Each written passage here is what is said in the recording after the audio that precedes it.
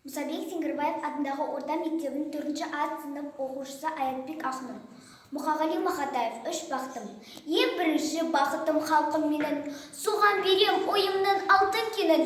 Ол бар болса мен бармын, қор болмаймын, қымбаттырақ алтыннан нарқым менің. Ал екінші бақытым тілім менің, тас жүректі тілімнен тілім дедім. Кейде дүниеден түнілсем де, қасиетті тілімнен түнілмедім. Бақытым бар үшінші отан деген. Құдай деген кім десе отан дерем. Оты сөнген жалғанда жан барсың ба? Ойланбай-ақ кел тағы отау менен. Түтін түтет өсірбі көгере бер, немерелер көбейсін шөберелер.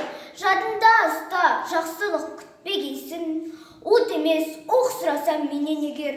Үш бірдей бақытым бар алақанда, мені мұндай бақытқа жаратар ма? Үш күн нұрын төккен аспанымнан, Атырау Алтай арқа Алатауға.